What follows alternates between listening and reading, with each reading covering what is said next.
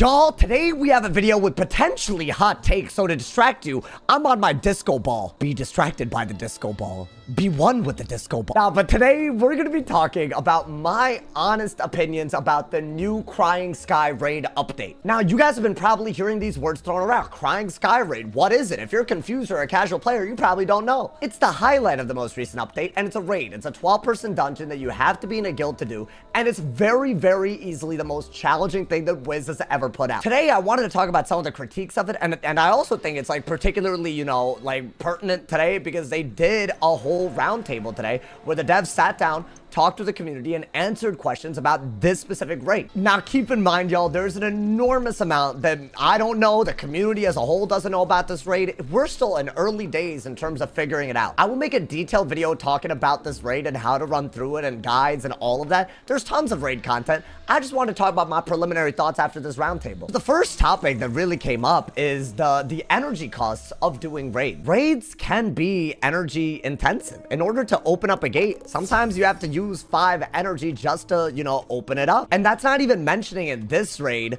all of the cantrips you might need to do so you can heal and recover mana, the sigil spells you might need to cast to help the people in combat. At some point in the raid, some people have to fish in order to beat it, which is also something that can cost a lot of energy. And the answer to that was very interesting, right? One answer was that there's literally a boss in this raid that always drops elixirs, which is actually different from the last raid. There's a boss that sometimes dropped elixirs. This one has a guaranteed drop rate. This is now a dev confirmation that every type of elixir, we're talking like energy elixirs, member benefit elixirs, those drop 100% of the time from one secret boss in this raid. If you needed a reason to do the raid, I feel like this revelation itself is something that you might want to consider. And the other answer, which I think is even more intriguing, is the fact that once we optimize, the devs don't expect us to be using that much energy per raid. And again, knowing what little I know, I could see that being a thing. I mean, right now, the big energy cost is when you use these, like, you know, cantrips in order to recover health and mana outside of battle. And these cantrips where you try to, you know, help your teammates in battle by giving them stuff like blades and traps. As you can tell by the energy cost of these, they're like half of your energy globe. But if we optimize to the point where we don't need to use these at all, then, you know, you'll end up in a scenario where, yeah, maybe the energy cost, not only is it not a lot, but maybe the final boss drops elixirs. The side boss apparently always drops elixirs. There might be ways to actually regain the energy, especially if you do a few runs. Maybe it averages out in a way where you actually don't end up losing energy. I will say this, right? The way the raid is organized, there's a final boss that may or may not drop elixirs, and a secret boss that always drops elixirs. And then there's like a few main bosses you have to do to unlock the final boss. And it would be cool if maybe those 4 bosses that you have to do to unlock the final boss, it'd be cool if they had a small chance of dropping just energy elixirs. I think the thing about energy elixirs is like you could give someone an energy elixir, they could use it, and they will need another one in seconds. This is not a crazy reward, right? It's not gonna lose King's out money like that. It's just something that will let you do an activity, like something that requires energy for a bit longer than you would have otherwise. I think they should seriously consider that because sure, maybe in the future, successful runs, you won't need energy, but one big deterrent for people that want to do a new strategy or just like experiment with strategies in the early phase of raids, one big deterrent is that they might have to spend real money in order to buy energy elixirs to do all the things that the raid expects out of you that require energy. I think this as a drop is a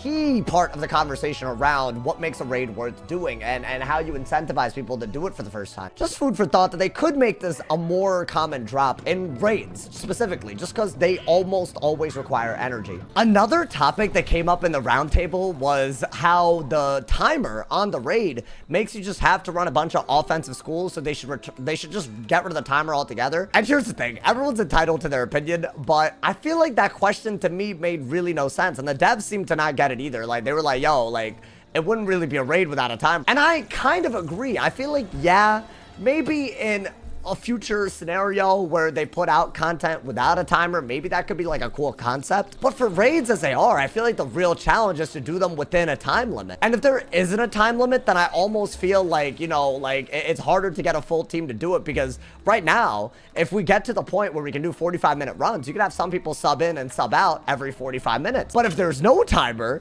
then I feel like people will feel like, you know, there's no real sub in, sub out process. I also feel like every aspect of the raid was designed with time in mind. That's the whole point, right? The mobs were probably designed to be defeated in X amount of rounds. the bosses in X amount of rounds, the puzzles that you have to do, like, in the raid, X amount of time. And all those X's probably add up to the total of 45 minutes that you're allowed in this raid. I severely doubt that they made any of these without that in mind. Maybe they miscalculated, right? Maybe some parts of this take more time than estimated. But at the end of the day, removing the timer would remove exactly how the raid is balanced. And I kind of don't understand that, but maybe y'all can enlighten me on why people feel this way. I just think that's kind of stupid. I feel like if they're not gonna add a timer, it's not a raid, it's something else altogether at that point. And I think, right, the raid really, like, in terms of my honest thoughts about it, it comes down to two things for me. One is, are enough people that want to be doing the raid doing it, right? And I feel like that's a part of a longer conversation about how maybe people can be invited into doing raids from other guilds or outside of guilds. This is something that was mentioned in the test room Discord and maybe might be a future thing. So it's definitely on the devs radar as well, accessibility. And the other big thing is it too hard, right? That's the other real part of my honest thoughts on this. And that's how I would want to judge this. And I think though a lot of people say this raid maybe is too hard, I'm cautious in, you know, jumping to that conclusion. And the reason really for that is super simple, right?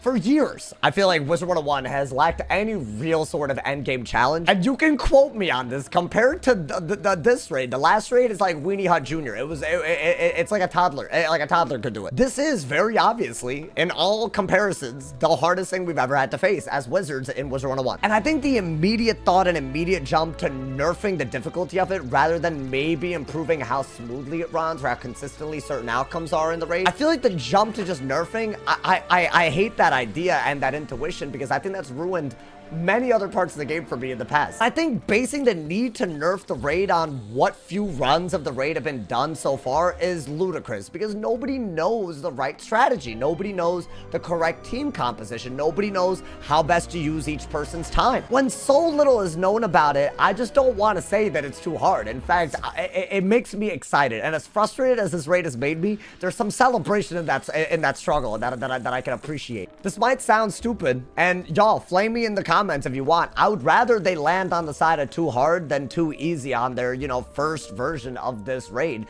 because now we actually know what difficulty looks like at the end game. And if it really is that difficult, the rewards are probably going to be dope, if not even doper in the future when they update this at some point, right? It's only going to get better if the difficulty really does, like, you know, stay like this, right? The rewards have to match the difficulty because that's what would make the most sense. That might be the L take that I wanted the disco ball for, but you know what? I want to hear y'all's opinions. Let me know what you guys think of all of what was discussed in this video. The energy costs, how hard the raid actually is, the timer on the raid. If you're someone who's done the raid, how would you change it? And if you've never done the raid, what would you want as an incentive to do it other than what's already been mentioned in the video? As always, drop a like if you enjoyed, leave us a review. I look forward to reading all of y'all's comments on this. Stay awesome, y'all. See y'all soon. And yeah.